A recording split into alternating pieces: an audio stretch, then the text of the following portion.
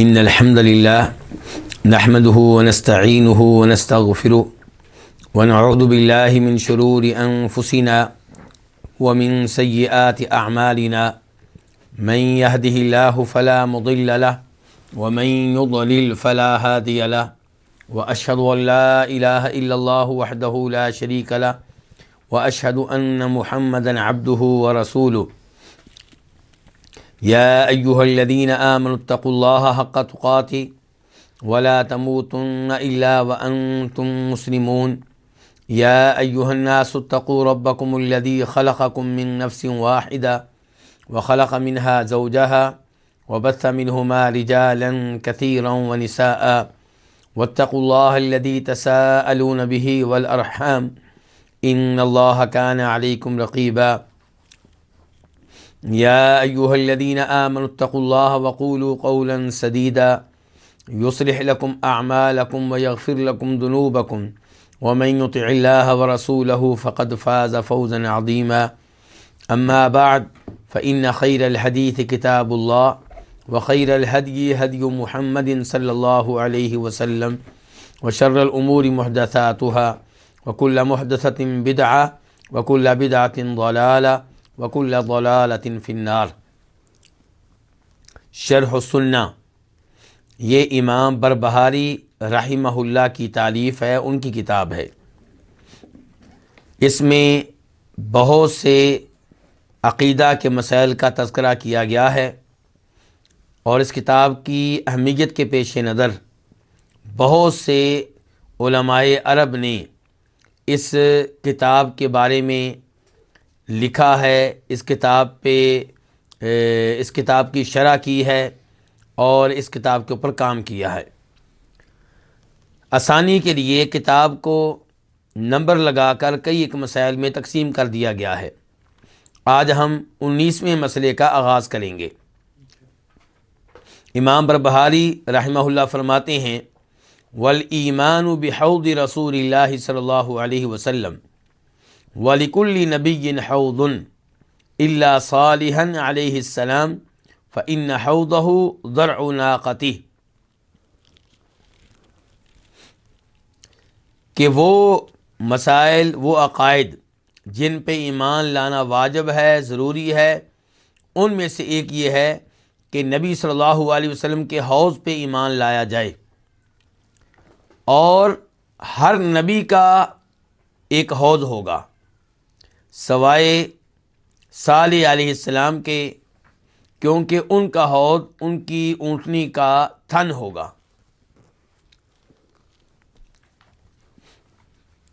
نبی علیہ الصلوۃ والسلام کے حوض پہ ایمان لانا یہ ہمارے بنیادی عقائد میں سے ایک عقیدہ ہے۔ افسوس سے کہنا پڑتا ہے کہ کئی لوگوں نے اس عقیدے کا بھی انکار کیا ہے۔ انکار کرنے والوں میں خوارج سر فہرست ہیں۔ خوارج کون ہوتے ہیں؟ خوارج ان کے اہم ترین عقائد میں سے پہلے نمبر پہ یہ ہے کہ جو بھی مسلمان حکمران کبیرہ گناہوں کا ارتکاب کرنے والا ہوگا وہ تلواریں لے کر، نیزے لے کر میدان میں آ جائیں گے اور اس کو اقتدار سے ہٹانے کی ہر ممکن کوشش کریں گے۔ جبکہ ہمارا عقیدہ کیا ہے؟ ہمارا عقیدہ یہ ہے کہ جب کوئی بھی مسلمان حکمران بن گیا، اس نے حکومت سنبھال لی، اب اس کی اطاعت کرنا واجب ہے، البتہ اس کے غلط آرڈر نہیں مانے جائیں گے، اور جو اس کے گناہ ہیں، کبیرہ گناہ، ان پہ اسے نصیحت کی جائے گی، سمجھایا جائے گا، لیکن اس وجہ سے اس کا تختہ الٹ دینا، اسے اقتدار سے محروم کر دینا، یہ قرآن و حدیث کی نصوص کے مطابق نہیں ہے۔ اور دوسرا ان کا بنیادی عقیدہ یہ ہے کہ جو بھی کبیرہ گناہوں کا مرتکب ہوگا وہ خوارج کے ہاں کیا ہے؟ کافر ہے، مسلمان نہیں ہے، الا یہ کہ مرنے سے پہلے توبہ کر لے تو پھر وہ اسے مسلمان مان لیں گے۔ اگر کوئی کبیرہ گناہوں پہ فوت ہو گیا توبہ کیے بغیر تو یہ شخص ان کے ہاں کافر ہے اور ہمیشہ ہمیشہ کہاں رہے گا؟ جہنم میں رہے گا۔ ایسے ہی کئی ایک معتزلی حضرات نے بھی حوض کا انکار کیا ہے. اور معتزلی کون لوگ ہیں؟ ان کا بھی یہ عقیدہ ہے کہ کبیرہ گناہوں کا مرتکب مسلمان نہیں رہتا. البتہ یہ اس لحاظ سے خوارج سے مختلف ہیں کہ خوارج کہتے ہیں کہ کبیرہ گناہوں کا مرتکب مسلمان نہیں ہے، کافر ہو گیا. معتزلی کہتے ہیں مسلمان نہیں ہے لیکن کافر بھی نہیں ہوا، وہ مسلمانوں اور کافروں کے درمیان میں ہے، المنزلۃ بین المنزلتین. البتہ انجام کے لحاظ سے دونوں کا عقیدہ ایک ہے. اگر آپ پوچھیں معتزلہ سے، ٹھیک ہے کہ آپ کہتے ہیں کہ وہ مسلمان نہیں ہے اور کافر بھی نہیں ہے، تو یہ بتائیں کہ جائے گا کہاں، اس کا انجام کیا ہوگا؟ کہتے ہیں جائے گا جہنم میں. تو انجام کے لحاظ سے خوارج اور معتزلہ ایک ہی چیز ہے. حوض کیا چیز ہے؟ حوض جنت میں جانے سے پہلے ایک بہت بڑا حوض ہوگا، پانی کا مرکز ہوگا، اور پانی بھی ایسا کہ جس نے ایک بار پی لیا دوبارہ اسے پیاس نہیں لگے گی. اور یہ پانی شہد سے زیادہ میٹھا ہوگا، دودھ سے زیادہ سفید ہوگا. اور اتنا بڑا حوض کہ اس حوض سے پانی پینے کے لیے جو برتن ہوں گے وہ آسمان کے ستاروں کی طرح ہوں گے، اور بہت ہی لمبا چوڑا یہ حوض ہوگا، معمولی حوض نہیں ہے. تو اس کے بارے میں کہہ رہے ہیں امام بربہاری کہ ہمارے عقائد میں سے یہ بھی ہے کہ نبی علیہ الصلوۃ والسلام کے حوض پہ ایمان لایا جائے، اور اس بات پہ بھی ایمان لایا جائے کہ ہر نبی کا کوئی نہ کوئی حوض ہوگا. ایک تو حوض ہمارے نبی کا ہوگا صلی اللہ علیہ وسلم، اور ایک یہ کہ ہر نبی کا کوئی نہ کوئی حوض ہوگا. چنانچہ اس بارے میں ایک حدیث آپ کے سامنے رکھنا چاہوں گا. امام ترمذی اسے روایت کرتے ہیں اور نمبر ہے 2443 2443، اور امام ابن ابی عاصم روایت کرتے ہیں اپنی کتاب السنہ میں اور نمبر ہے 734، اور شیخ البانی اس کو لے کر آئے ہیں اپنے مشہور و معروف سلسلے الصحیحہ میں اور نمبر ہے 1599 1589.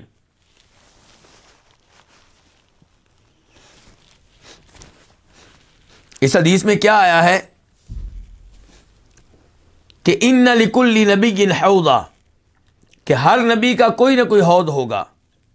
وَإِنَّهُمْ يَتَبَاهَوْنَ أَيُّهُمْ أَكْثَرُ وَارِدَةً، اور بے شک یہ نبی علیہ الصلوۃ والسلام ایک دوسرے کے اوپر فخر کر کے کہہ رہے ہوں گے کہ میرے حوض پہ آنے والے اتنے زیادہ لوگ ہیں.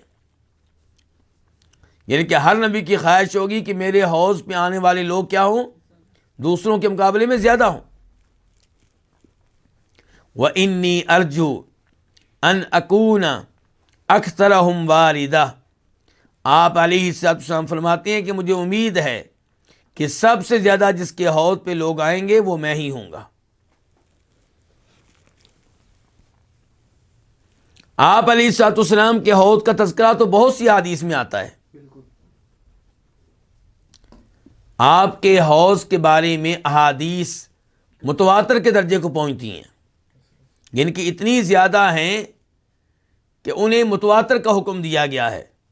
متواتر کون سی حدیث ہوتی ہیں؟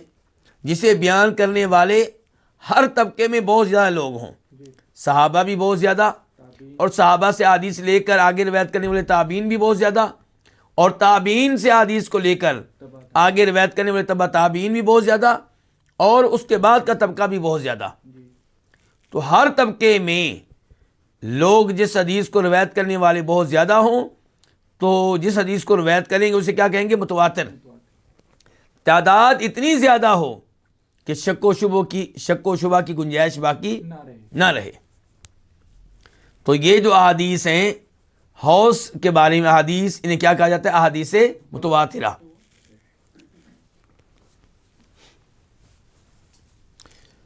ان احادیث میں سے ایک حدیث آپ کے سامنے رکھنا چاہوں گا، مسلم شریف میں آئی ہے، اس کا نمبر ہے 2290 2290، ویسے بخاری شریف میں بھی آتی ہے۔ ابو حازم سے روایت ہے، وہ کہتے ہیں کہ میں نے سہل بن سعد ساعدی سے سنا، اور وہ کہتے ہیں کہ میں نے سنا نبی صلی اللہ علیہ وسلم سے کہ آپ فرما رہے تھے، انا فرطکم علی الحوض، میں حوض پہ تمہارا انتظار کروں گا، تمہارا استقبال کروں گا۔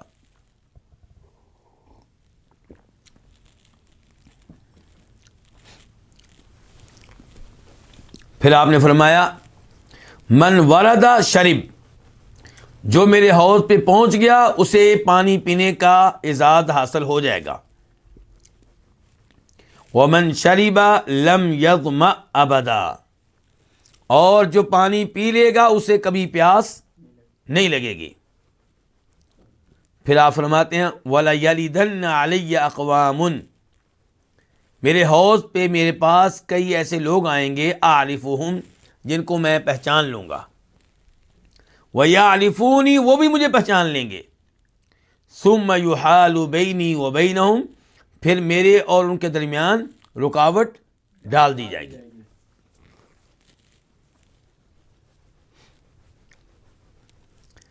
اس حدیث کو روایت کرنے والے صحابی کے نام کیا ہے؟ سہل بن سعد ساعدی، اور ان سے اس حدیث کو لینے والے کون ہیں؟ ابو حازم، ابو حازم سلمہ بن دینار۔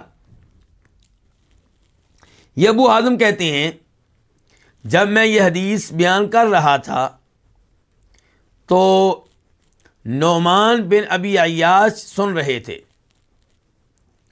انہوں نے مجھ سے کہا آپ نے سہل بن سعد الساعدی سے یہ حدیث ایسی ہی سنی ہے؟ تو میں نے کہا بالکل میں نے ایسے ہی سنی ہے۔ تو وہ کہنے لگے میں گواہی دیتا ہوں ابو سعید خدری کے بارے میں، وہ بھی کون ہے؟ صحابی ہیں، کہ انہوں نے بھی یہ حدیث سنائی اور ایسے ہی سنائی جیسے تم نے سنائی ہے، لیکن انہوں نے اضافہ کیا، اس میں اضافہ یہ کہ آپ علیہ الصلوۃ والسلام کہیں گے جب آپ کے مابین اور ان لوگوں کے مابین کیا ڈال دی جائے گی؟ رکاوٹ، تو آپ کہیں گے انہم منی، یہ میرے ہیں، ان کو آنے دو۔ فیقال، تو کہا جائے گا انک لا تدری ما عملوا بعدک، آپ نہیں جانتے، آپ کو معلوم نہیں ہے کیا کہ انہوں نے آپ کے بعد کیا کیا حرکتیں کی، کیا کیا اعمال سر انجام دیے۔ یہ جملہ بڑا قیمتی جملہ ہے۔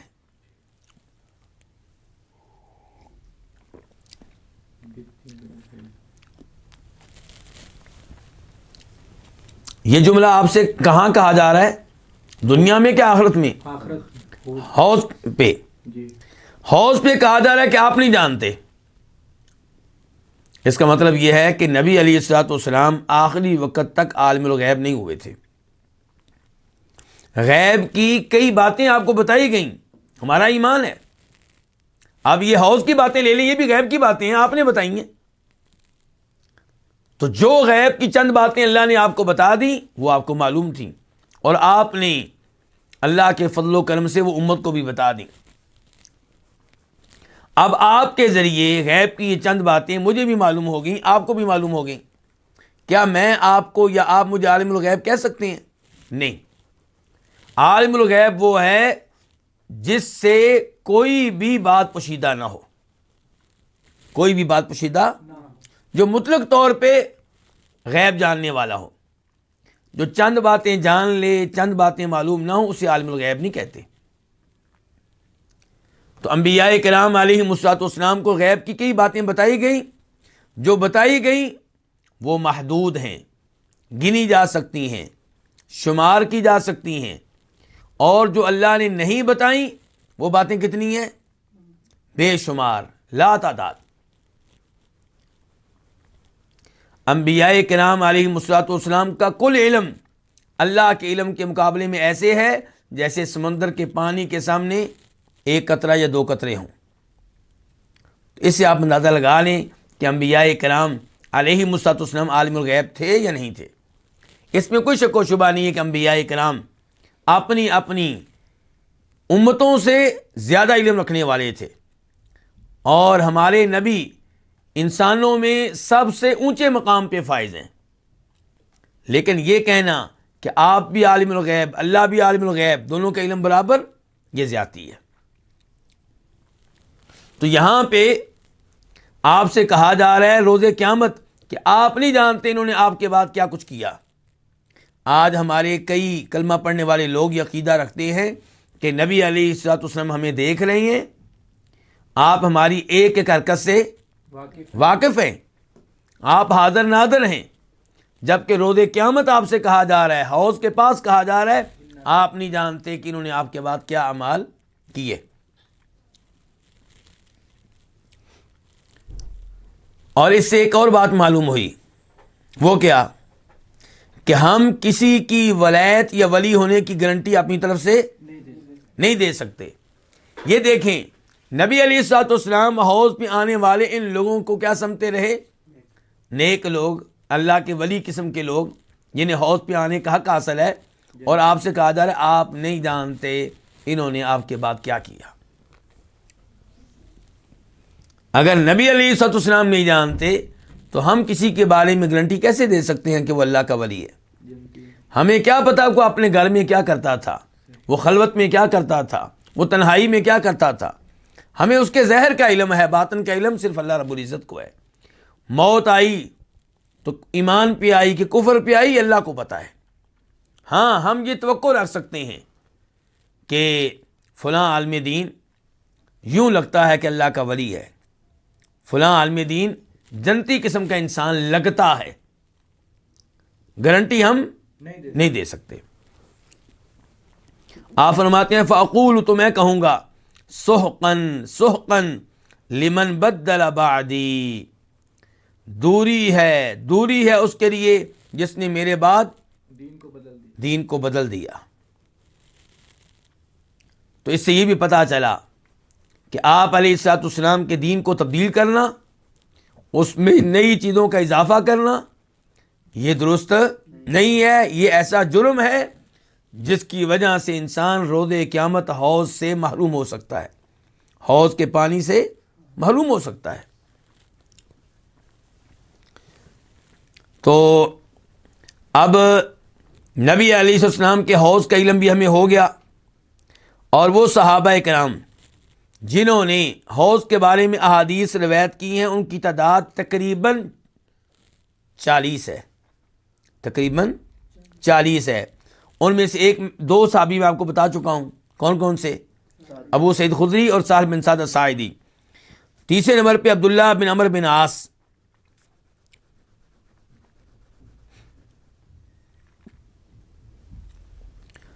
یہ کہتے ہیں کہ فرمایا نبی صلی اللہ علیہ وسلم نے حوضی مسیرت شہر، میرا حوض کتنا لمبا چوڑا ہوگا جی؟ 1 مہینے کے سفر کے برابر. یعنی کہ آپ اونٹنی پہ بیٹھ کے 1 مہینے کا جو سفر کریں گے اس سفر کے برابر میرا حوض ہوگا. مکہ سے بیت المقدس کا سفر کتنا ہے؟ 1 مہینے، تقریباً 1 مہینے کا. زیادہ بھی کہا گیا ہے، 40 دن بھی کہا گیا ہے، 35 دن بھی کہا گیا ہے. تو آپ اس کا مطلب یہ ہوا کہ مکہ سے لے کے بیت المقدس تک کے برابر آپ کا کیا ہوگا؟ حوض ہوگا. تو آپ کہہ رہے میرا حوض 1 مہینے کے سفر کے برابر ہوگا، مسافت کے برابر ہوگا. ماؤہ ابیض من اللبن، اس کا پانی دودھ سے زیادہ سفید ہوگا. وریحہ اطیب من المسک، اور اس کی مہک جو ہے کستوری سے زیادہ عمدہ ہوگی. وکیزانہ کنجوم السماء، اور اس کے آب خورے، اس سے پینے کے لیے برتن آسمان کے ستاروں کی طرح ہوں گے. جس نے پی لیا اسے کبھی بھی پیاس نہیں لگے گی. بخاری شریف میں 6500 796579۔ اب رہ گیا اس موضوع کے سے تعلق رکھنے والا آخری جملہ، وہ کیا کہ ہر نبی کا حوض ہوگا لیکن صالح علیہ السلام کا حوض نہیں ہوگا۔ کیوں جی؟ کیونکہ ان کا حوض کیا ہوگا؟ ان کی اونٹنی کا تھن۔ معصوم صرف کون ہوتے ہیں؟ انبیاء کرام علیہم الصلوۃ والسلام۔ امام بربہاری بہت عظیم امام ہے، لیکن یہ جو آخری جملہ لے کر آئے ہیں یہ قرآن و حدیث سے ثابت نہیں ہے۔ یہ کہنا کہ صالح علیہ السلام کا حوض ان کی اونٹنی کا تھن ہوگا، یہ بات صحیح حدیث سے ثابت نہیں ہے۔ اس بارے میں کہ روایت آتی ہے لیکن وہ کیا ہے؟ من گھڑت ہے۔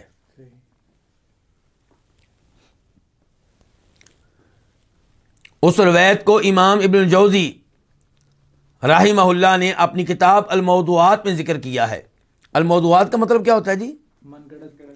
یعنی کہ وہ کتاب جس میں من گھڑت روایتیں، خود ساختہ روایتیں جمع کر دی گئی ہیں، تو اس کتاب میں اس روایت کو لے کر آئے ہیں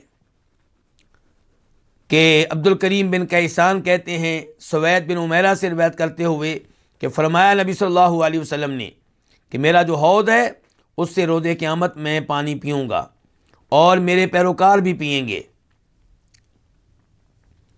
اور اللہ تعالیٰ اونٹنی کو زندہ کر دیں گے۔ کس کے لیے؟ صالح علیہ السلام کے لیے۔ تو وہ اس کا دودھ جو ہے وہ نکالیں گے اور وہ خود بھی پئیں گے، اور جو ان پہ ایمان لانے والے تھے، کن پہ؟ صالح علیہ السلام پہ ایمان لانے والے، وہ بھی پئیں گے، اور اس اونٹنی سمیت وہ موقف میں پہنچیں گے۔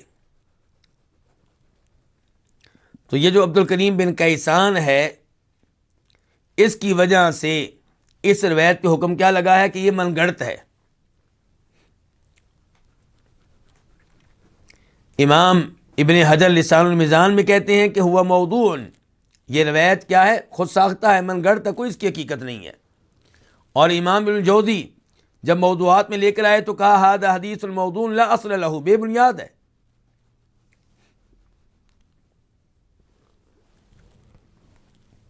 امام ابن عساکر اپنی کتاب تاریخ دمشق میں بھی اس بارے میں ایک حدیث لے کر آئے ہیں، اور اس کے راوی بریدہ ہے، لیکن وہ بھی ثابت نہیں ہے۔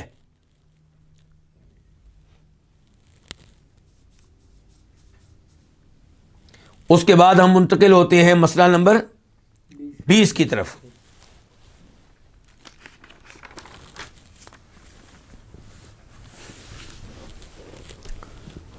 امام بربہاری فرماتے ہیں والایمان بشفاعت رسول اللہ صلی اللہ علیہ وسلم للمذنبین الخاطئین یوم القیامہ وعلی الصراط، یعنی کہ ہمارے عقائد میں سے یہ بھی ہے کہ ایمان لایا جائے نبی صلی اللہ علیہ وسلم کی شفاعت پہ، جو آپ کن کے لیے کریں گے؟ خطا کار گناہ گاروں کے لیے۔ کب کریں گے؟ قیامت کے دن۔ وعلی الصراط، اور کہاں پہ کریں گے؟ پل صراط پر بھی کریں گے۔ جو نیچے ترجمہ دیا گیا ہے وہاں پہ کہا گیا کہ پل صراط پہ ایمان لانا، یہ ترجمے میں شاید کمی بیشی ہو گئی ہے۔ حقیقت یہ ہے کہ یہاں پہ یہ مقصد نہیں ہے کہ پل صراط پہ ایمان لانا۔ پل صراط پہ ایمان لانے کے بارے میں مسئلہ نمبر 21 اس کے بعد میں آ رہا ہے۔ تو یہاں پہ کیا ہے کہ ایمان لانا نبی علیہ السلام کی شفاعت پہ، جو کن کے حق میں ہوگی؟ خطا کار گناہ گاروں کے حق میں۔ کب ہوگی؟ قیامت کے دن۔ وعلی الصراط، اور پل پہ۔ پل کون سا؟ جو جہنم کے اوپر ہوگا۔ وَيُخْرِجُهُمْ مِنْ جَوْفِ جَهَنَّمَ، اور آپ ان کو نکالیں گے جہنم کے اندر سے۔ وَمَا مِن نَبِيٍّ إِلَّا وَلَهُ شَفَاعَةٌ، کوئی ایسا نبی نہیں ہے جس کو شفاعت کا حق نہیں ملے گا. ہر نبی کو شفاعت کا موقع دیا جائے گا. اور اسی طرح صدیقین بھی شفاعت کر سکیں گے, شہداء بھی شفاعت کر سکیں گے, اور صالحین اولیاء بھی شفاعت کر سکیں گے. وَلِلَّهِ بَعْدَ ذَلِكَ تَفَضُّلٌ فِي مَن يَشَاءُ, اور اس کے بعد اللہ تعالیٰ کا فضل و کرم ہوگا ان پہ جن پہ اللہ تعالیٰ چاہیں گے. وَالْخُرُوجُ مِنَ النَّارِ, اور آگ سے نکلنا ہوگا بعد ما احترقوا, جب کہ آگ میں پھینکے جانے والے کیا ہو چکے ہوں گے, جل چکے ہوں گے. وَصَارُوا فَحْمًا, اور کوئلہ بن چکے ہوں گے. یہ ہے جی مسئلہ نمبر 20. کافی طویل یہ مسئلہ ہے.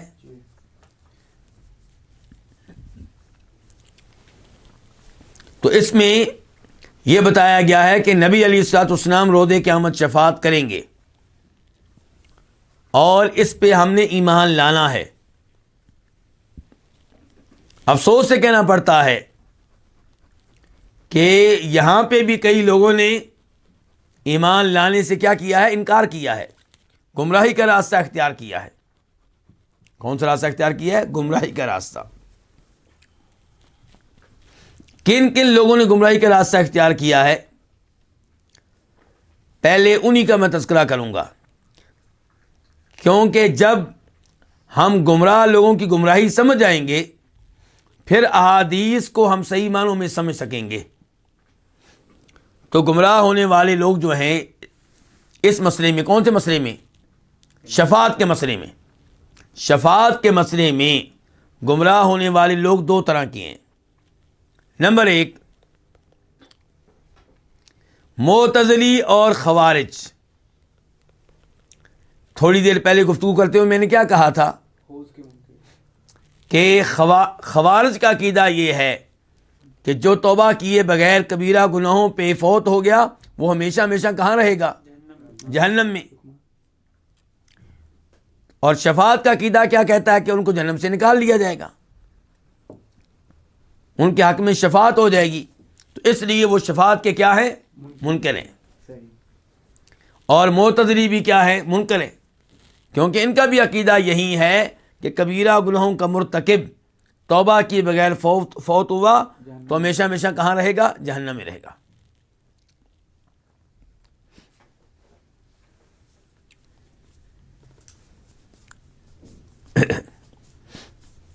ان کی دلیل کیا ہے؟ پہلے نمبر پہ سورہ بقرہ آیت نمبر 167 167 اللہ تعالیٰ فرماتے ہیں وما ہم بخارجین من النار, کہ یہ جہنمی لوگ جہنم سے نکل نہیں سکیں گے, بالکل نہیں نکل سکیں گے, ہرگز نہیں نکل سکیں گے.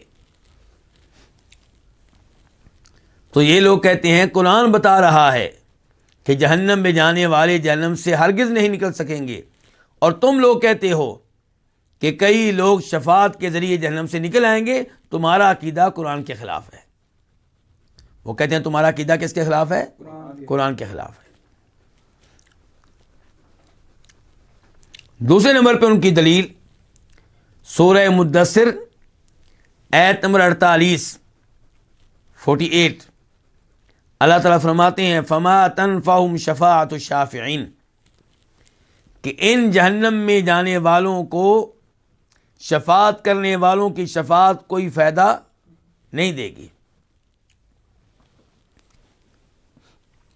کہتے ہیں دیکھو اللہ تعالیٰ تو کہہ رہے ہیں ان کو کوئی شفاعت فائدہ نہیں دے گی, اور تم لوگ کہتے ہو کہ ان لوگوں کو شفاعت فائدہ دے گی اور انہیں جہنم سے بچا لیا جائے گا یا جہنم سے نکال لیا جائے گا.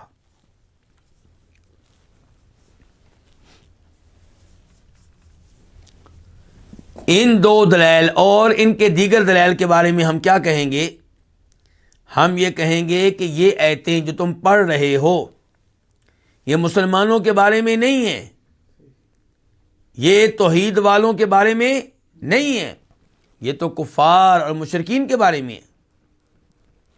آپ دیکھیں سورہ مدثر کو چیک کریں، ایت نمبر کون سی تھی؟ 48۔ تو آپ دیکھیں وہ آیات جو اس ایت سے پہلے ہیں، اللہ تعالیٰ کیا کہہ رہے ہیں؟ فی جنات یتساءلون عن المجرمین، جنتی لوگ جنت میں ہوں گے اور وہ مجرموں کے بارے میں پوچھ رہے ہوں گے، ما سلککم فی سقر، وہ جہنمیوں سے پوچھیں گے تمہیں کس چیز نے جہنم میں پہنچا دیا، کیا جرم تھا تمہارا؟ قالوا لم نک من المصلین، وہ کہیں گے ہمارا پہلا جرم یہ ہے کہ ہم نماز نہیں پڑھتے تھے۔ ولم نک نطعم المسکین، دوسرا جرم یہ ہے کہ ہم مسکینوں کو کھانا نہیں کھلاتے تھے۔ تیسرا جرم کیا ہے؟ وَكُنَّا نَخُوضُ مَعَ الْخَائِضِينَ، اور ہم ان لوگوں کے ساتھ مل کر گفتگو کرتے تھے جو دین کا، رسول کا صلی اللہ علیہ وسلم، اللہ تعالیٰ کا، قیامت کا مذاق اڑا رہے ہوتے تھے۔ وَكُنَّا نُكَذِّبُ بِيَوْمِ الدِّينِ، اور ہم قیامت کے دن کی تکذیب کرتے تھے۔ تو اب بتائیے، جو قیامت کی تکذیب کرتا ہو، قیامت پہ ایمان نہ رکھتا ہو، وہ مسلمان ہے یا کافر ہے؟ کافر ہے۔ تو جن کے بارے میں اللہ نے یہاں پہ کہا ہے کہ انہیں کسی کی بھی شفاعت فائدہ نہیں دے سکے گی، یہ کون ہے؟ کافر ہے۔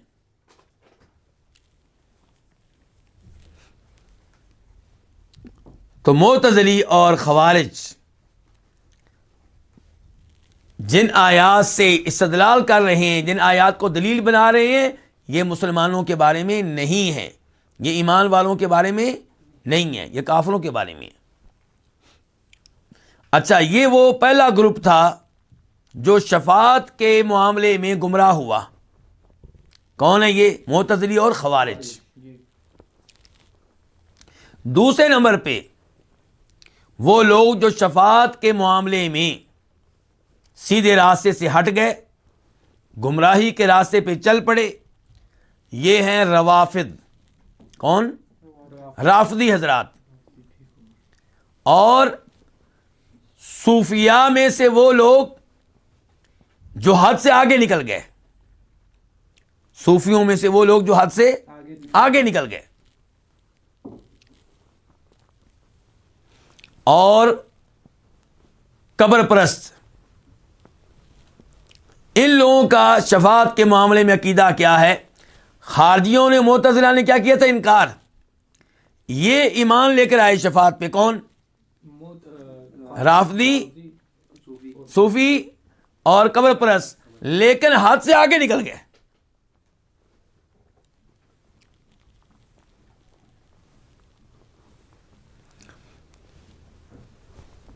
یہ شفاعت پہ خود بھی امیدیں اتنی لگا بیٹھے اور لوگوں کو بھی شفاعت کے معاملے میں اس قدر امیدیں دلا دی کہ خود بھی اور لوگوں کو بھی غافل کر دیا ان شرائط سے جن شرائط کے پورا ہونے کے بعد شفاعت ملے گی۔ شفاعت کا دروازہ ہر ایک کے لیے نہیں کھلا، شفاعت کا دروازہ کسی کسی کے لیے کھلے گا، لیکن انہوں نے شفاعت کا دروازہ ہر ایک کے لیے کھول دیا، اور شفاعت کے معاملے میں یہ لوگ اس حد تک آگے نکل گئے کہ شرک میں مبتلا ہو گئے۔ کس میں مبتلا ہو گئے؟ شرک میں۔ چنانچہ جن کے بارے میں ان کو امید لگی کہ یہ روز قیامت شفاعت کر سکیں گے، انہوں نے اللہ کو چھوڑ کر انہیں پکارنا شروع کر دیا، ان سے دعائیں شروع کر دیں، ان کی عبادت شروع کر دی، ان کے لیے بکرے ذبح کرنے لگے، ان کی قبروں کا طواف کرنے لگے، ان کے نام پہ منتیں ماننے لگے۔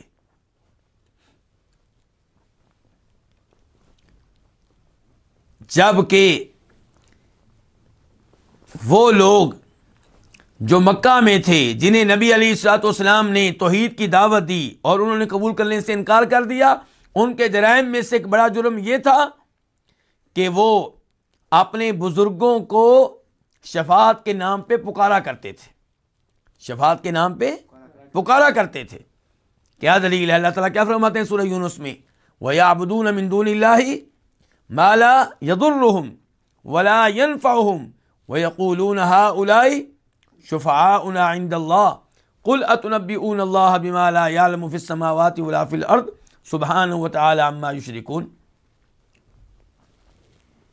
اللہ تعالیٰ نے کہا کہ یہ ان کو پکارتے ہیں جو نفع و نقصان کے مالک نہیں ہیں، ان کی عبادت کرتے ہیں، اور جب کہا جائے ایسا کیوں کرتے ہو تو کہتے ہیں یہ اللہ تعالیٰ کے ہاں ہماری سفارش کریں گے۔ تو سفارش کے نام پہ وہ شرک کا ارتکاب کرتے رہے، اور فرمایا اللہ نے سورہ زمر میں والذین اتخذوا من دونہ اولیاء ما نعبدهم الا لیقربونا الی اللہ زلفی، کہ ان لوگوں نے اللہ کے علاوہ ولی پکڑ رکھے ہیں اور ان کی عبادت کرتے ہیں۔ کہا جائے کیوں کرتے ہو؟ کہتے ہیں اس لیے کہ ہمیں اللہ کے قریب کر دیتے ہیں۔ قرب کے نام پہ، شفاعت کے نام پہ اللہ کا حق، حق عبادت انہوں نے اللہ کے ساتھ ساتھ اوروں کو بھی دیا، اور اللہ تعالیٰ بڑی غیرت والے ہیں، اللہ تعالیٰ شراکت بالکل پسند نہیں کرتے۔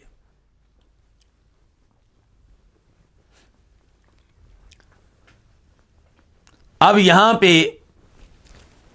موجودہ زمانے میں آپ کو اپنے دائیں بائیں آگے پیچھے یہ لوگ نظر آئیں گے، کون؟ جو شفاعت کے نام پہ کیا کرتے ہیں؟ غلو۔ مثال کے طور پہ آپ آل بیت کے نام پہ کیا کریں؟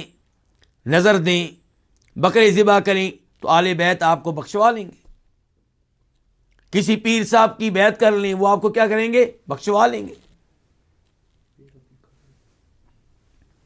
یہ لوگ تو آپ کو نظر آئیں گے، لیکن کیا معتزلی اور خوارج بھی نظر آتے ہیں آپ کو یا نہیں نظر آتے؟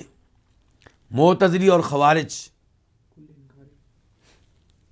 معتزلہ کے نام پہ، خوارج کے نام پہ یہ لوگ آپ کو نہیں ملیں گے، لیکن یہ لوگ موجود ہیں، یہ لوگ موجود ہیں، آپ کے دائیں بائیں ہیں۔ مثال کے طور پہ جاوید احمد غامدی صاحب، ان کے استاد مولانا امین احسن صلاحی، مجھے امید یہ ہے کہ جاوید احمد غامدی بھی اسی راستے پہ ہوں گے، لیکن میں فی الحال ان کے بارے میں کوئی دلیل مجھے نہیں ملی، اس لیے میں خاموش رہتا ہوں۔ لیکن ان کے استاد مولانا امین احسن صلاحی وہ شفاعت کو نہیں مانتے۔ کون سی شفاعت؟ یہ شفاعت کے جو گناہگار مومن ہوں گے انہیں جہنم سے نکال لیا جائے گا۔ آپ ان کی تفسیر پڑھ کر دیکھ لیں، آپ ان کی بخاری شریف کی شرح پڑھ کر دیکھ لیں۔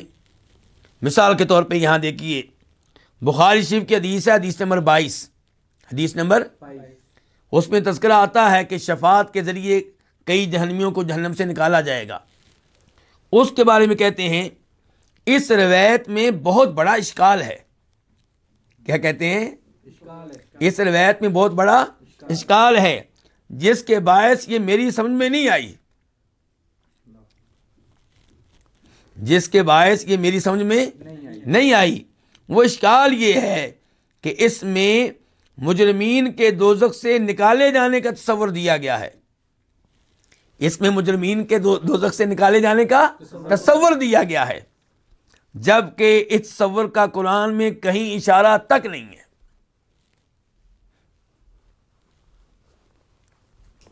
تو کیا سمجھیں آپ اس سے؟ ایک تو آپ یہ سمجھ گئے ہوں گے کہ مولانا امین احسن صلاحی شفاعت پہ مشتمل احادیث کو اس لیے رد کر رہے ہیں کہ قرآن سے ان کی تائید نہیں ملتی، گویا کہ وہ صرف انہی احادیث کو مانیں گے جن کی تائید کہاں سے ملے گی؟ قرآن سے۔ جبکہ صحیح عقیدہ یہ ہے کہ جیسے قرآن حجت ہے، قرآن شریعت ہے، ایسے ہی نبی علیہ الصلوۃ والسلام کی احادیث مستقل حجت ہیں، شریعت ہیں۔ آپ کی احادیث کو قرآن کی تائید کی ضرورت نہیں ہے۔ ہاں، اس میں کوئی شک و شبہ نہیں کہ قرآن اور احادیث ٹکراتے نہیں ہیں، آپس میں ٹکراتے نہیں ہیں، ایک دوسرے کے مخالف نہیں، کیونکہ دونوں اللہ کی طرف سے ہیں۔ لیکن یہ ضروری نہیں کہ جو بھی مسئلہ حدیث میں آیا ہے اس کی تائید قرآن میں ہو۔ کئی ایسے مسائل ہیں جو احادیث میں آئے لیکن قرآن میں نہیں ہے، اور ہم سب ان کو کیا کرتے ہیں؟ مانتے ہیں۔ نماز کی تفصیلات آپ دیکھ لیں، نماز کیسے پڑھنی ہے، رکوع کیسے کرنا ہے، سجدہ کیسے کرنا ہے، یہ سب کچھ قرآن میں نہیں ہے۔ دیگر بہت سارے ایسے امور ہیں.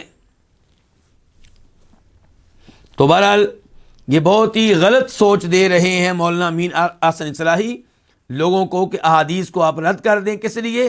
کہ جناب قرآن میں تائید نہیں ہے، یا اس لیے کہ میری سمجھ میں نہیں آئی. کیا کہتے ہیں؟ میری سمجھ میں نہیں آئی. یعنی کہ معیار کیا ہے؟ ان کی سمجھ.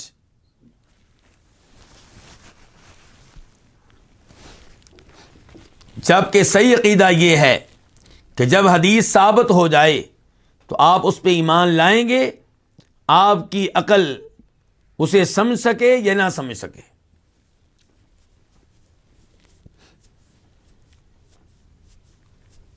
ایسے ہی سورہ بنی اسرائیل میں اللہ تعالیٰ فرماتے ہیں وَمِنَ اللَّيْلِ فَتَہَجَّدْ بِهِ نَافِلَةً لَكَ عَسَىٰ أَن يَبْعَثَكَ رَبُّكَ مَقَامًا مَحْمُودًا، کہ آپ تہجد کی نماز پڑھتے رہیں، اللہ تعالیٰ آپ کو مقام محمود پہ فائز کرے گا. مقام محمود سے مراد کیا ہے؟ شفاعت عظمیٰ، جو روز قیامت آپ کریں گے، سب سے بڑی شفاعت، اس کا تذکرہ بھی آئے گا. اب اس آیت کی تفسیر میں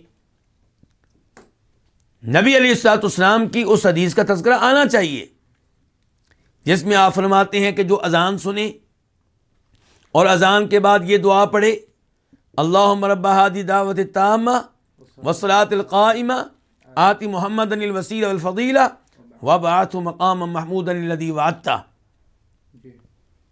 کہ جو یہ پڑھے گا اس کے لیے میری شفاعت حلال ہو جائے گی، میں روز قیامت اس کی شفاعت کروں گا. اب اس دعا میں کیا کہا گیا ہے کہ اے اللہ، اس اذان جیسی دعوت کے رب اور قائم ہونے والی نماز کے رب جناب محمد کو کیا دینا صلی اللہ علیہ وسلم، آپ کو وسیلہ بھی دینا، جنت کا اعلیٰ مقام، اور فضیلت بھی دینا، اور آپ کو مقام محمود پہ فائز کرنا، وہ مقام محمود جس کا تو نے اللہ کے رسول سے وعدہ کیا ہے. تو وہ وعدہ کیا ہے جی؟ عسیٰ ان یبعثک ربک مقام محمودا. اب اس آیت اور حدیث دونوں کا تذکرہ ضروری ہے آپس میں، لیکن چونکہ وہ شفاعت ایسی شفاعت کے قائل نہیں ہے تو انہوں نے اس حدیث کا تذکرہ نہیں کیا. تو یہ وہ لوگ تھے جو شفاعت کے کیا ہیں؟ انکاری ہیں. اب ہم آتے ہیں شفاعت کی اقسام کی طرف. شفاعت کی وہ اقسام جو ہمارے نبی علیہ الصلوۃ والسلام کو جس شفاعت کا موقع دیا جائے گا اس کی بات کر رہا ہوں. تو پہلے نمبر پہ کیا؟ شفاعت عظمیٰ، اور یہ خاص آپ کے ساتھ، یہ آپ ہی کر سکیں گے، کوئی اور نہیں کر سکے گا. عظمیٰ کا معنی کیا ہے؟ بڑی. شفاعت عظمیٰ سب سے بڑی شفاعت، اور یہی وہ شفاعت ہے جس کے بارے میں آپ کہتے ہیں حدیث جابر میں، بخاری میں بھی وہ آئی ہے 438 438 کہ وَأُعْطِيتُ الشَّفَاعَةَ، کہ جن 5 امور میں مجھے دیگر انبیاء کرام علیہم الصلوۃ والسلام پہ فضیلت بخشی گئی ہے، ان میں سے ایک یہ ہے کہ مجھے شفاعت کا موقع دیا جائے گا، یعنی کہ ان کو نہیں دیا جائے گا. تو یہ کون سی شفاعت ہے جس کا موقع آپ کو دیا جائے گا، ان کو نہیں دیا جائے گا؟ شفاعت عظمیٰ. اور یہی وہ شفاعت ہے جس کا تذکرہ ابو ہریرہ کرتے ہیں رضی اللہ تعالیٰ عنہ، آپ سے حدیث روایت کرتے ہوئے. اس حدیث کو امام احمد اپنی مسند میں، امام بخاری اپنی صحیح میں، اور مسلم اپنی صحیح میں لے کر آئے ہیں. بخاری میں اس کا نمبر ہے 4712 4712، اور مسلم میں اس کا نمبر ہے 194 194. شروع میں اس حدیث کا خلاصہ بتاؤں گا، پھر آخری الفاظ باقاعدہ طور پہ بتاؤں گا کیونکہ حدیث بہت لمبی ہے. نبی علیہ السلام فرماتے ہیں کہ لوگ میدان حشر میں ہوں گے اور انتظار کر کے تھک چکے ہوں گے، صورتحال ان کے لیے ناقابل برداشت ہو چکی ہوگی. پھر مشورہ کریں گے آپس میں کہ کسی سے رابطہ کرتے ہیں جو ہماری اللہ رب العزت کے ہاں کیا کرے؟ شفاعت کرے، تاکہ اللہ تعالی ہمارا حساب کتاب کریں تاکہ جنت والے جنت میں پہنچ سکیں، جہنم والے جہنم میں چلے جائیں۔ آدم علیہ السلام کے پاس آئیں گے اور آدم علیہ السلام سے گزارش کریں گے کہ آپ شفاعت کریں ہماری، کیونکہ آپ سب انسانیت کے کیا ہیں؟ باپ ہیں، اور آپ وہ ہیں کہ جن کے بارے میں اللہ نے فرشتوں سے کہا تھا، کیا کہا تھا؟ ان کو سجدہ کرو۔ آدم علیہ السلام معذرت کر لیں گے اور کہیں گے ان ربی قد غضب اليوم غضبا لم یغضب قبلہ مثلا ولن یغضب بعدہ مثلا، کہ آج رب العالمین بہت غصے میں ہیں، اتنے غصے میں نہ پہلے کبھی تھے نہ آئندہ کبھی ہوں گے۔ نفسی نفسی، مجھے تو اپنی فکر ہے، اذهبوا الی غیری، کسی اور کے پاس جاؤ، نوح کے پاس چلے جاؤ۔ چنانچہ لوگ نوح علیہ السلام کے پاس آئیں گے، وہ بھی شفاعت کرنے سے معذرت کر لیں گے۔ ابراہیم علیہ السلام بھی شفاعت سے معذرت کر لیں گے، موسیٰ علیہ السلام بھی معذرت کر لیں گے، عیسیٰ علیہ السلام بھی معذرت کر لیں گے۔ بالآخر معاملہ پہنچ جائے گا ہمارے نبی علیہ الصلوۃ والسلام کے پاس۔ تو اب یہاں سے میں روایت کے الفاظ آپ کے سامنے رکھوں گا۔ تو وہ کہیں گے اذهبوا الی محمد، عیسیٰ علیہ السلام کیا کہیں گے؟ محمد کے پاس چلے جاؤ صلی اللہ علیہ وسلم۔ فیأتون محمدا، تو وہ آپ کے پاس آئیں گے۔ فیقولون، تو کہیں گے یا محمد، اے محمد، انت رسول اللہ، آپ اللہ کے رسول ہیں، وخاتم الانبیاء، اور خاتم النبیین ہیں، وقد غفر اللہ لک ما تقدم من ذنبک وما تأخر، اللہ نے آپ کی اگلی پچھلی لغزشیں کیا ہیں؟ معاف کر دی ہیں۔ اشفع لنا الی ربک، آپ ہماری رب کے ہاں کیا کریں؟ شفاعت کریں۔ الا تری الی ما نحن فی، آپ دیکھتے نہیں کہ ہم کس مشکل میں ہیں؟ آپ فرماتے ہیں فانطلق، میں چل پڑوں گا، فآتی تحت العرش، اور میں عرش کے نیچے آؤں گا، فاقع ساجدا لربی، میں اپنے رب کے لیے سجدے میں گر جاؤں گا، ثم یفتح اللہ علی من محامدہ وحسن ثناء علیہ شیئا لم یفتح علی احد قبلی، پھر اللہ تعالیٰ مجھے اپنی حمد کے وہ الفاظ سکھائے گا جو اللہ نے مجھ سے پہلے کسی کو نہیں سکھائے ہوں گے۔ اور دوسری روایت میں آتا ہے کہ آپ کہتے ہیں کہ مجھے وہ اب معلوم نہیں ہے، تب اللہ مجھے سکھائے گا۔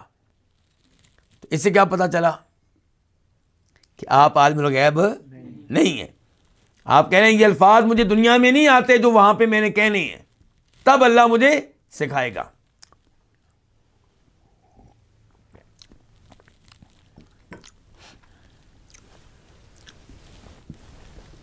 چنانچہ کہا جائے گا یا محمد ارفع رأسک، اللہ رب العالمین کہیں گے اے محمد صلی اللہ علیہ وسلم اپنا سر اٹھائیے، سل توتا، مانگی آپ کو دیا جائے گا، وشفا، شفاعت کیجیے، آپ کی شفاعت قبول کی جائے گی۔ تو یہ ہے جی شفاعت عظمیٰ۔ پھر آپ شفاعت کریں گے اور آپ کی شفاعت سے انتظار کی گھڑیاں ختم ہوں گی اور لوگوں کا حساب کتاب شروع ہوگا۔ تو یہ وہ شفاعت ہے جو آپ کے ساتھ خاص ہے۔ دوسرے نمبر پہ وہ شفاعت جو آپ کے ساتھ خاص ہے، جنتیوں کے حق میں شفاعت کرنا تاکہ انہیں جنت میں داخل ہونے کا موقع دیا جائے۔ اس کی دلیل مسلم شریف حدیث نمبر 197 197، انس بن مالک کہتے ہیں نبی صلی اللہ علیہ وسلم نے فرمایا آتی باب الجنت یوم القیامہ، قیامت کے دن میں جنت کے گیٹ پہ آؤں گا، فاستفتح، تو میں مطالبہ کروں گا کہ جنت کے دروازے کو کھولا جائے، فیقول الخازن، جنت کا دربان کہے گا من انت، آپ کون ہیں؟ فاقول، تو میں کہوں گا محمد، میں کون ہوں؟ محمد۔ فیقول، تو وہ کہے گا بک امرت، آپ کے بارے میں مجھے حکم دیا گیا تھا کہ لا افتح لاحد قبلک، کہ آپ کی آمد سے پہلے میں کسی کے لیے یہ گیٹ نہ کھولوں۔ چنانچہ آپ کی شفاعت پہ کھلے گا اور پھر جنتی لوگ جنت میں داخل ہو سکیں گے۔ آپ دیکھ لیں کہ جنتی لوگ جنتی ہیں، لیکن جنت میں تبھی داخل ہو سکیں گے جب اللہ کے رسول کی شفاعت ہوگی صلی اللہ علیہ وسلم۔ تیسرے نمبر پہ جو شفاعت خاص ہے آپ کے ساتھ، وہ ہے آپ کی شفاعت اپنے چچا ابو طالب کے حق میں۔ کس کے حق میں؟ ابو طالب۔ اس بارے میں حدیث کون سی ہے؟ مسلم شریف حدیث نمبر 209۔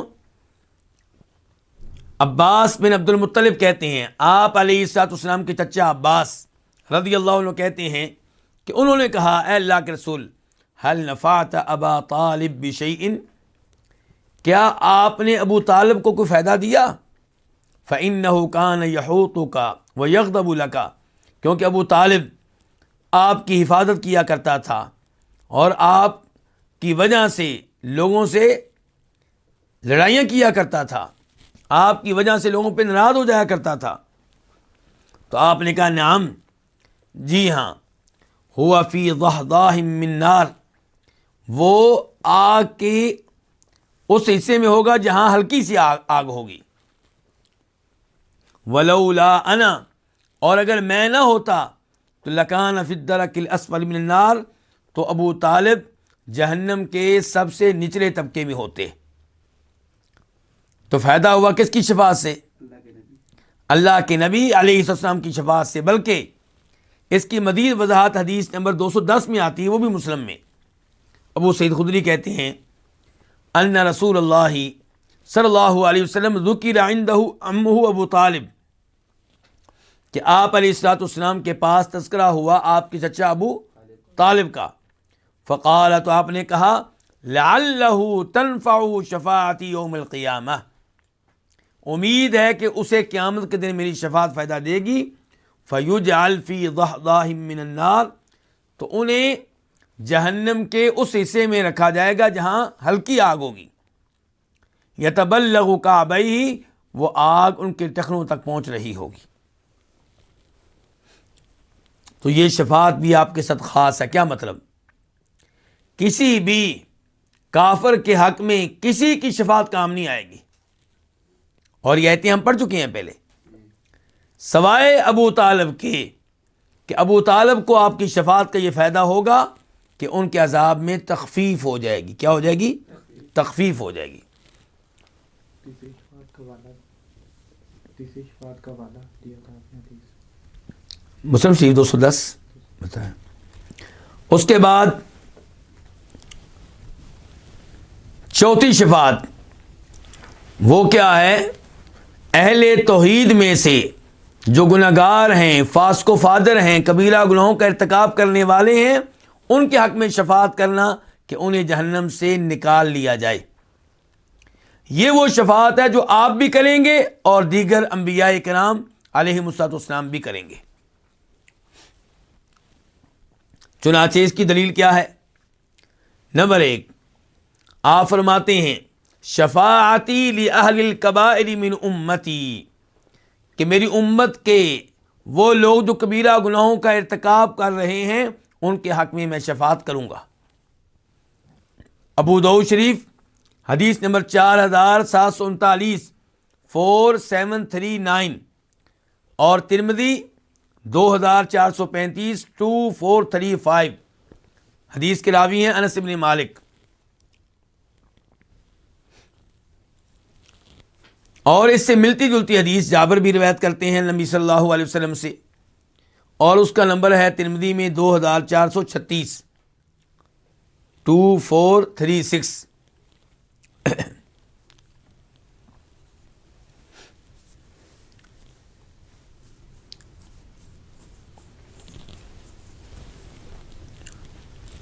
اسی شفاعت کے بارے میں آپ ایک اور حدیث میں کہتے ہیں، اس کے راوی بھی انس بن مالک ہیں، اور بخاری شریف میں آئی ہے 6565 6565، اور مسلم میں 193 193، اور الفاظ مسلم شریف کے ہیں۔ آپ کہتے ہیں ثم اشفع، پھر میں شفاعت کروں گا، فیحد لی حدا، تو اللہ تعالیٰ میرے لیے ایک حد مقرر کریں گے۔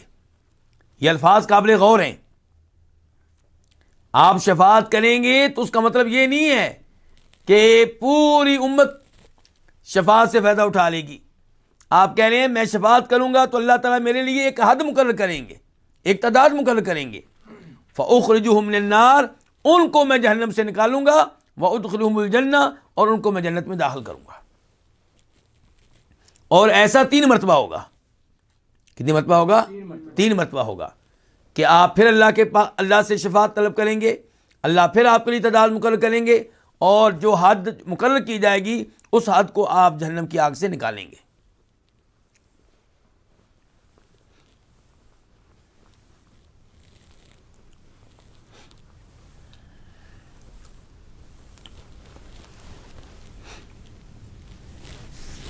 اس کے بعد ہمارا موضوع ہے کہ شفاعت کی شرائط کیا ہیں.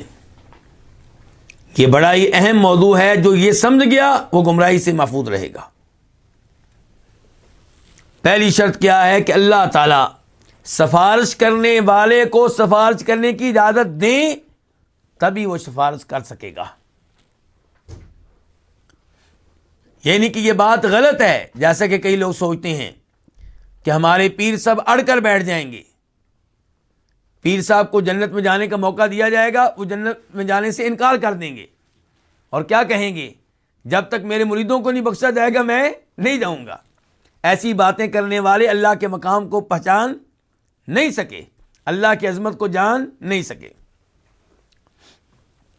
تو پہلی شرط کیا ہے کہ سفارش کرنے والے کو سفارش کرنے کی اجازت ملے, اور دوسری شرط یہ ہے کہ اللہ اس پہ راضی ہوں جس کے حق میں شفاعت کی جا رہی ہے. تو اگر اللہ تعالیٰ راضی ہیں تو پھر شفاعت کی ضرورت کیا ہے؟ کیوں جی؟ دوسری شرط کیا ہے کہ اللہ اس پہ راضی ہوں جس کے حق میں شفاعت کی جا رہی ہے. مراد یہ ہے کہ راضی ہوں کہ اس کی شفاعت کی جا سکتی ہے. پہلی کیا تھی کہ سفارش کرنے والے کو سفارش کرنے کی اجازت ملے. دوسرے نمبر پہ جس کے بارے میں شفاعت کی جا رہی ہے اس کے بارے میں شفاعت کرنے کی اجازت ملے. اللہ تعالیٰ اس پہ راضی ہوں کہ اس قابل ہے کہ اس کی شفاعت ہو سکتی ہے, توحید پہ ہے, کفر و شرک پہ نہیں ہے کہ شفاعت ہو ہی نہ سکے.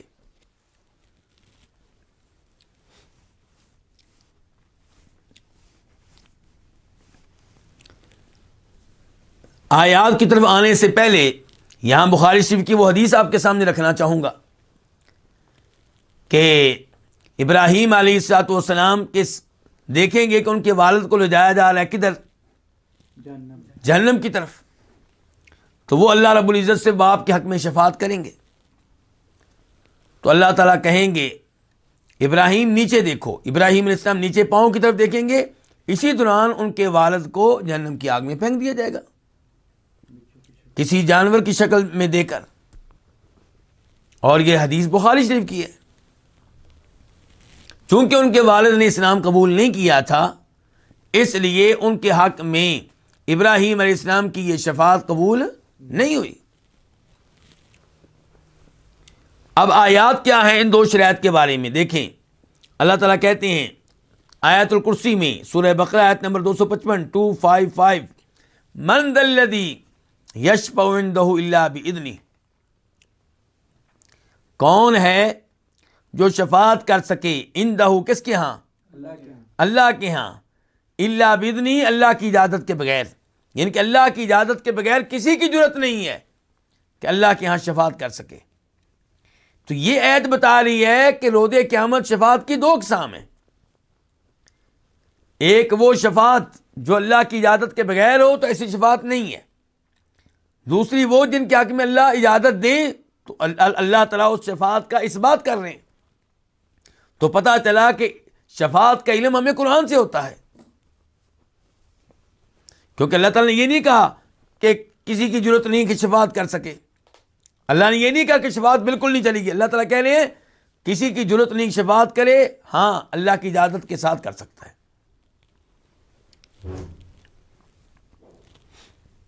تو یہاں سے پہلی شرط کا پتہ چلا نا کہ اجازت ملے گی تو شفاعت کرنے والا شفاعت کر سکے گا. اس کے بعد سورہ سبا آیت نمبر 23 وَلَا تَنْفَعُ الشَّفَاعَةُ عِنْدَهُ إِلَّا لِمَنْ أَذِنَ لَهُ, اللہ تعالیٰ کے ہاں کوئی شفاعت فائدہ نہیں دے سکے گی مگر اس کے حق میں جس کے حق میں اللہ شفاعت کی اجازت دے.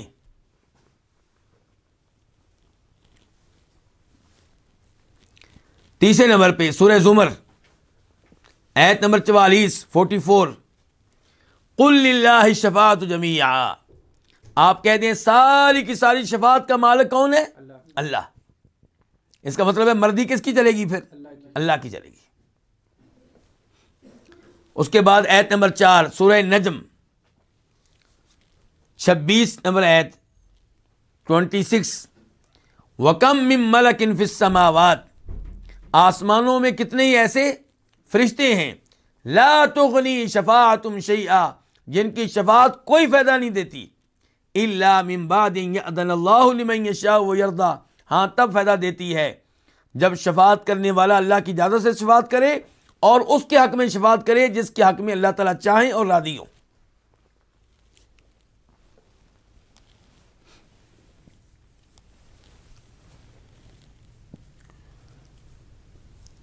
خلاصہ کلام یہ ہے اس موضوع پہ کہ شفاعت کا مطلب یہ نہیں جو لوگوں نے سمجھ لیا ہے. لوگ سمجھتے ہیں کہ شاید اللہ تعالیٰ کی مرضی کے خلاف شفاعت آئے گی تو اللہ کو ماننا پڑ جائے گا. یہ لوگوں کی غلط فہمی ہے. ایسا دنیا میں ہوتا ہے. بادشاہ سلامت کسی چور کو سزا دینا چاہتے ہیں اپنے بنائے ہوئے قانون کے مطابق, لیکن فوج کا سپہ سالار شفاعت کرتا ہے تو بادشاہ کو نہ چاہتے ہوئے بھی شفاعت ماننا پڑتی ہے. ایسے ہی ہے نا. اور کبھی بادشاہ سلامت اپنے بیٹے یا بیٹی کی بات ماننے پہ مجبور ہو جاتے ہیں نہ چاہتے ہوئے بھی.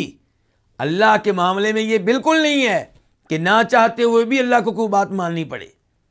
اللہ جو شفاعت کا موقع دیں گے نبیوں کو علیہم الصلوۃ والسلام اور دیگر اولیاء کو, وہ اس لیے ہوگا تاکہ ان کو عزت دی جائے. کن کو؟ انبیاء کو.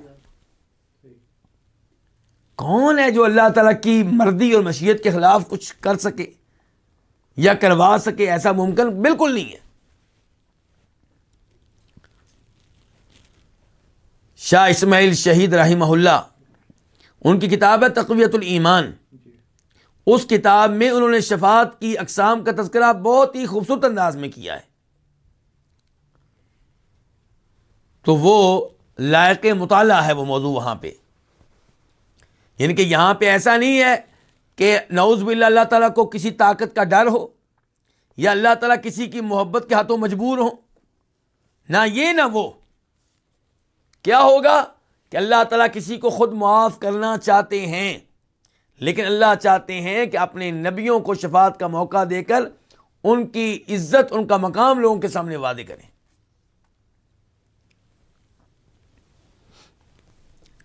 اب ہم آتے ہیں کتاب کی عبارت کی طرف.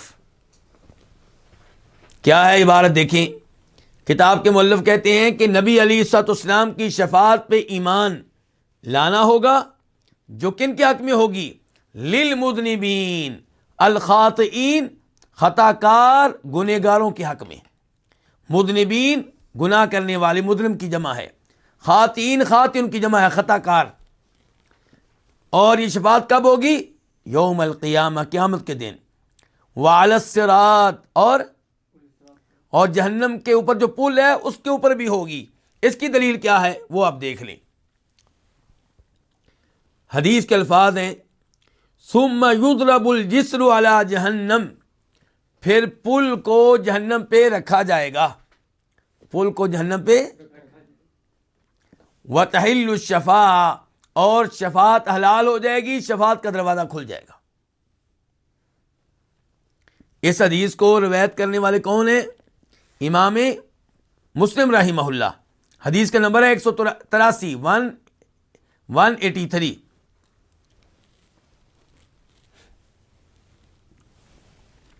دوسری حدیث اس موضوع پہ, کون سا موضوع؟ کہ پل کے ارد گرد شفاعت. امام ترمذی روایت کرتے ہیں, حدیث کا نمبر ہے 2433 2433. اور حدیث کے راوی ہیں جناب انس بن مالک, کہتے ہیں کہ میں نے نبی علیہ الصلوۃ والسلام سے سوال کیا کہ آپ میری قیامت کے دن شفاعت کیجئے گا. تو آپ نے کہا انا فاعل، میں تمہاری شفاعت کروں گا. قال، تو انس کہنے لگے فأین اطلبک، اللہ کے رسول وہاں میں آپ کو کہاں تلاش کروں گا؟ قال، تو فرمایا نبی صلی اللہ علیہ وسلم نے اطلبنی اول ما تطلبنی علی الصراط، سب سے پہلے مجھے تلاش کرنا جہنم پہ رکھے ہوئے پل کے پاس. اور انس کہنے لگے اگر وہاں پہ آپ کو میں نے نہ پایا تو فرمایا پھر میزان ترازو کے پاس، یرحمک اللہ. تو انہوں نے کہا اگر میں نے ادھر بھی آپ کو نہ پایا، فرمایا پھر حوض کے پاس. اس کے بعد کیا جی وَيُخْرِجُهُم مِّن جَوْفِ جہنم، اور آپ ان کو نکالیں گے کہاں سے؟ جہنم کے اندر سے. اور اس بارے میں حدیث پہلے میں بیان کر چکا ہوں. اس کا نمبر کیا تھا؟ مسلم شریف حدیث نمبر 193 پہلے ذکر کیا میں نے اس کا کہ اللہ تعالیٰ میرے لیے ایک حد مقرر کریں گے تو میں اس حد کے مطابق لوگوں کو جہنم سے نکالوں گا اور جنت میں داخل کروں گا. اس کے بعد وما من نبی الا ولہ شفاعہ، ہر نبی کے لیے شفاعت ہوگی. وکذالک الصدیقون، اور اسی طرح صدیق بھی شفاعت کر سکیں گے، شہداء بھی اور نیک اولیاء بھی. کیا دلیل ہے جی اس کی؟ ابو سعید خدری کی لمبی حدیث شفاعت کے موضوع پہ، جس کو وہ روایت کرتے ہیں نبی صلی اللہ علیہ وسلم سے، جس کا نمبر ہے بخاری میں 4581 4581 اور مسلم میں اس کا نمبر ہے 183. تو اس میں کیا آتا ہے؟ فیقول اللہ تعالیٰ کہیں گے شفاعت الملائکہ، میرے فرشتوں نے بھی شفاعت کر لی، وشفع النبیون، اور میرے نبیوں نے بھی شفاعت کر لی. اس کا مطلب ہے باقی نبی بھی شفاعت کریں گے، فرشتے بھی کریں گے. وشفع المؤمنون، اور دیگر مومنوں نے، اولیاء نے بھی شفاعت کر لی. ولم یبق الا ارحم الراحمین، اب ارحم الراحمین رہ گیا ہے کون؟ اللہ تعالیٰ کہیں گے میں رہ گیا ہوں اب، یعنی کہ اب میں لوگوں کو نکالوں گا بغیر شفاعت کے جہنم سے. فیقبض قبضۃ من النار، اللہ تعالیٰ جہنم سے ایک مٹھی کو باہر نکالیں گے، ایک مٹھی کو. فیخرج منہا قوما، تو اللہ تعالیٰ ایسے لوگوں کو بھی نکال دیں گے لم یعملوا خیرا قط، جنہوں نے توحید کے علاوہ کوئی خیر کا کام نہیں کیا ہوگا. قد عادوا حمما، یہ لوگ کوئلہ بن چکے ہوں گے. کیا بن چکے ہوں گے؟ اور ان الفاظ پہ غور کریں، شفاعت کے نام پہ لوگ دھوکہ کھا جاتے ہیں. کیا ہم دنیا میں، حالانکہ دنیا کی آگ جہنم کی آگ کے سامنے کوئی حیثیت نہیں رکھتی، کیا ایک منٹ کے لیے اپنے جسم کو اس آگ میں ڈال سکتے ہیں؟ برداشت کر سکتے ہیں؟ تو شفاعت تو ہوگی جب ہوگی. اور پھر کیا ہم شفاعت کے حقدار ہوں گے کہ نہیں ہوں گے؟ تو اس لیے شفاعت پہ ایمان بھی لائیں، شفاعت کی امید بھی رکھیں، دعائیں بھی کریں، لیکن حقیقت پسند بنیں. وہ اعمال اختیار کریں جن کی وجہ سے شفاعت ملتی ہے. مثال کے طور پہ کبھی فرماتے ہیں نبی صلی اللہ علیہ وسلم، جو مؤذن کی اذان سنے، اذان کے الفاظ کا جواب دے، پھر درود پڑھے، پھر میرے لیے دعائے وسیلہ کرے، اس کے لیے میری شفاعت حلال ہو جائے گی. اب یہ اعمال ہیں. اور اذان کا جواب دینا یہ بھی ہے کہ مؤذن نے کہا تھا نماز کے لیے آؤ، آپ نماز کے لیے جائیں. اس کے بعد دیکھیں جی، کہتے ہیں وَلِلَّهِ بَعْدَ ذَلِكَ تَفَضُّلٌ فِي مَن يَشَاءُ، تَفَضُّلٌ كَثِيرٌ فِي مَن يَشَاءُ. اس کے بعد اللہ تعالیٰ کا بہت سارا فضل و کرم ہوگا ان پہ جن پہ اللہ چاہے گا. یعنی کہ یہ بھی حدیثوں میں نے سنائی آپ کو کہ پہلے شفاعت کر لی فرشتوں نے، نبیوں نے اور عام مومنوں نے، اس کے بعد اللہ بغیر شفاعت کے اپنا خاص فضل و کرم کرتے ہوئے بہت سارے لوگوں کو جہنم کی آگ سے نکالے گا. اور اس بارے میں الگ سے بھی ایک حدیث سن لیجئے گا. اس حدیث کو روایت کرنے والے جناب انس ہیں. بخاری میں اس کا نمبر ہے 7510 7510 اور مسلم میں اس کا نمبر ہے 193 193. آپ علیہ السلام فرماتے ہیں فاقول، میں کہوں گا یا ربی، اے میرے رب، اذن لی فی من قال لا الہ الا اللہ، مجھے آپ اجازت دیں. کون کہہ رہے ہیں؟ اللہ کے رسول. دھیان سے سنیں ذرا. آپ مجھے اجازت دیں ہر اس شخص کے بارے میں شفاعت کرنے کی جس نے لا الہ الا اللہ پڑھ لیا ہے. مجھے اجازت دیں ہر اس آدمی کو جہنم سے نکالنے کی جس نے کیا پڑھا ہوا تھا؟ لا الہ الا اللہ پڑھا ہوا تھا.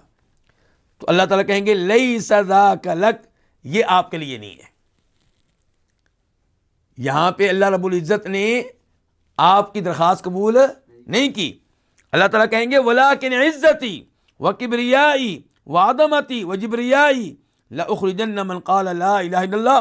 میری عزت کی قسم، میری کبریائی کی قسم، میری عظمت کی قسم، میں ہر اس شخص کو نکال لوں گا جہنم سے جس نے لا الہ الا اللہ کہا. یعنی کہ یہ کام میں بغیر شفاعت کے کروں گا. لیکن لا الہ الا اللہ کے لفظ سے بھی کئی لوگ دھوکہ کھا جاتے ہیں. لا الہ الا اللہ کا مطلب یہ کہ لا الہ الا اللہ پہ آپ قائم رہیں، یعنی کہ کلمہ پڑھ لیا اور کلمے کے الٹ چل پڑے، شرک کرتے رہے، قبر والوں کو مشکل کشا، حاجت روا، غوث اعظم قرار دیتے رہے. جب آپ یہ کام کریں گے تو لا الہ الا اللہ کا تقاضا تو آپ نے پورا نہیں کیا. اس کے بعد آخری جملہ کیا ہے؟ والخروج من النار بعدما احترقوا وصاروا فحما. اور آگ سے نکلنا ہوگا بعد اس کے کہ جب کہ وہ لوگ جل چکے ہوں گے اور کیا بن چکے ہوں گے؟ کوئلہ. یہ الفاظ بھی امام بربہاری نے ایک حدیث سے لیے ہیں. حدیث کیا ہے دیکھیے. ابو سعید خدری روایت کرتے ہیں، فرمایا نبی صلی اللہ علیہ وسلم نے یخرج الناس من النار، لوگ جہنم کی آگ سے نکلیں گے بعدما احترقوا، جب کہ وہ جل چکے ہوں گے، وصاروا فحما، اور کوئلہ بن چکے ہوں گے، فیدخلون الجنہ، تو پھر وہ جنت میں داخل ہوں گے، فینبتون فیہا، تو جنت میں ایسے اگیں گے جیسے سیلاب کی، جو سیلاب کے ساتھ جو مٹی آتی ہے اور کوڑا کرکٹ آتا ہے اس میں کوئی نہ کوئی بیج بھی چلے جاتے ہیں. تو جب وہ سیلاب رکتا ہے، ٹھہرتا ہے، تو وہ بیج فوری طور پہ اگاتے ہیں، ایسے ہی فوری طور پہ اگائیں گے. تو یہ تھا ہمارا موضوع جس کا تعلق اس سے ہے شفاعت سے. اللہ رب العزت سے دعا ہے کہ اللہ تعالیٰ ہمیں جہنم کی آگ سے محفوظ رکھے، اور اللہ تعالیٰ ہمیں ان میں سے بنائے جو جہنم کی آگ میں داخل کیے جانے سے پہلے ہی اللہ کی طرف سے معافی حاصل کر چکے ہوں گے اور نبی علیہ السلام کی شفاعت کو پا چکے ہوں گے. اللہ ہم سب کو عذاب قبر سے محفوظ رکھے، عذاب جہنم سے محفوظ رکھے. ہمیں بھی، ہماری اولاد کو بھی، ہمارے والدین کو بھی، بہن بھائیوں کو بھی، دوست احباب کو بھی اللہ تعالیٰ مسلمانوں کی دنیا میں بھی حفاظت فرمائے، آخرت میں بھی حفاظت فرمائے. اور اللہ تعالیٰ ہمیں استقامت کے ساتھ یہ عقیدہ کی کتاب سیکھنے کی، پڑھنے کی توفیق دے. میرے وہ دوست جو بعد میں آئے ہیں، شروع میں ہمارے ساتھ نہیں تھے، ان سے میری درخواست ہوگی کہ وہ اس کتاب کو حاصل کریں تاکہ کتاب آپ اپنے سامنے رکھ کر پھر پڑھ سکیں. پھر پڑھنے کا مزہ کچھ اور ہوگا. اور اگر ان کے پاس کتاب نہیں ہے تو PDF وہ منگوا سکتے ہیں ایڈمن صاحب کے ذریعے. مجھے امید ہے کہ عبد المحسن بھائی اس معاملے میں انشاءاللہ تعاون کریں گے، تو ان کے ذریعے وہ کتاب کو حاصل کر سکتے ہیں. تو انشاءاللہ وہ کتاب PDF حاصل کریں، اسے پرنٹ کروائیں اور جلد کروائیں، اور اس کے بعد درس میں حصہ لیں تو فائدہ ہوگا انشاءاللہ. وآخر دعوانا الحمدللہ رب العالمین.